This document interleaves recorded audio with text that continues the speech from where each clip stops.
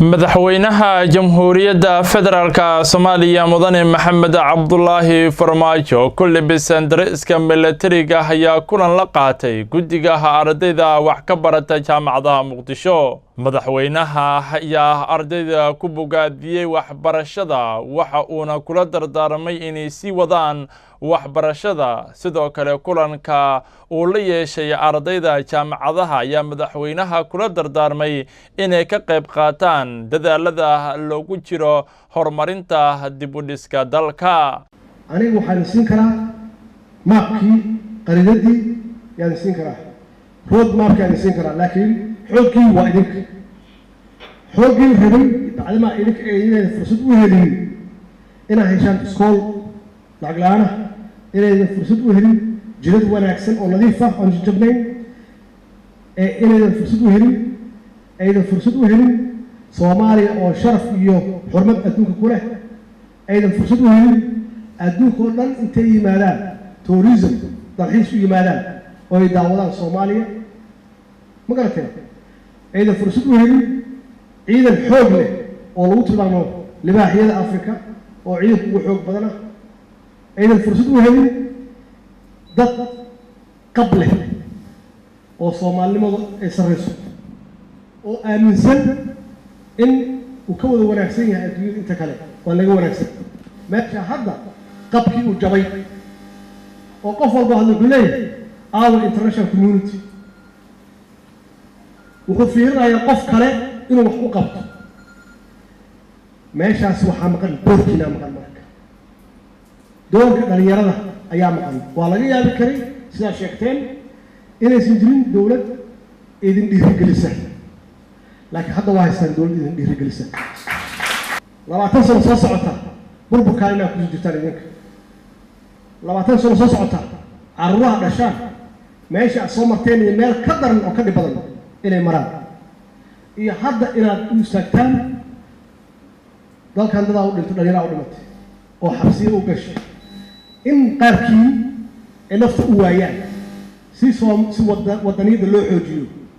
si qaranimada loo xoojiyo si inta badan oo badbaadaan maqlaysaan annaga generationkeena dadkii hadda inta fadhiya oo dowladnimadii ka soo faa'iiday waxaa noo faa'iideeyey oo la siiyey fursadaas dhalinyaro idinkoo kale ah oo idinka aqoon yar oo Israel la oran jiray yaa la siisay dhinaca kale qaar ka mid ah xubnaha guddiga ee ka socday ardayda jaamacadaha dalka ayaa ka hadlay dareenkooda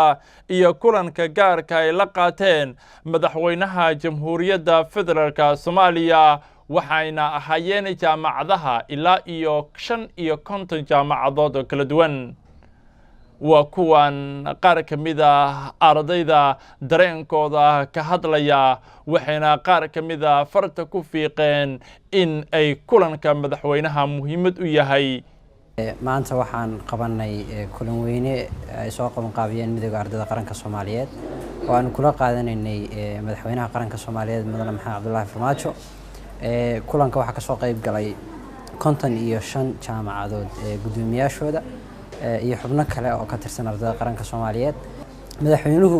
kelimad qurux badan oo dhiirigelin iyo wadaniyad ah ayuu noo soo jeediyay waxaana uu nooga sheekeeyay halka horumarka dawladnimo maraya halka la tiigsanayo wuxuu nagula dardaarmay sidii aan uga shaqeyn lahayn horumarka mustaqbalka iyaga iyo ka carruurtayada madaxweynaha ardayda qaranka Soomaaliyeed ayaa u soo jeediyay presentation ama waxa weeye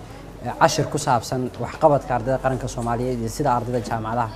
dalka iyo kuwa dugsiyada sare ee dalka ka jira ay u wada shaqeeyaan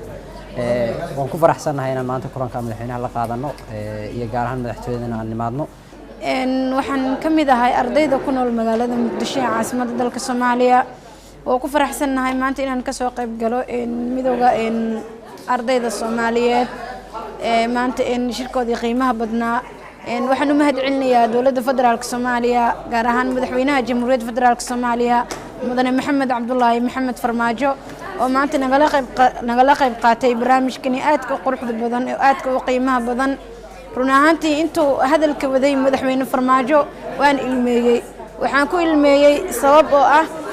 waxaan dareemay inaan ahay ardayad Soomaaliyeed ee ku nool magaalada Muqdisho waxaan dareemay inaan haysto qof i dhiirigeliya waxaa i dhiirigeliya aabbo hooyo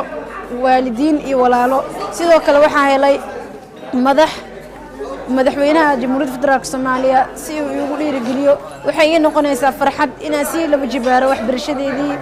heerkeygii aqooneed. dowladda federaalka Soomaaliya ayaa wada qorshe ballaaran oo loogu garab siinayo dhalinyarada gaar ahaan ardayda wax ka barata jaamacadaha dalka maadaama dhalinyartu ay yihiin 75% mid kuwa oo ah bagamudo aanan wax shaqo qaban dalka. Mustafa Cabdi Gabo Musaf Karama TV ka Galmudug magaalada Muqdisho.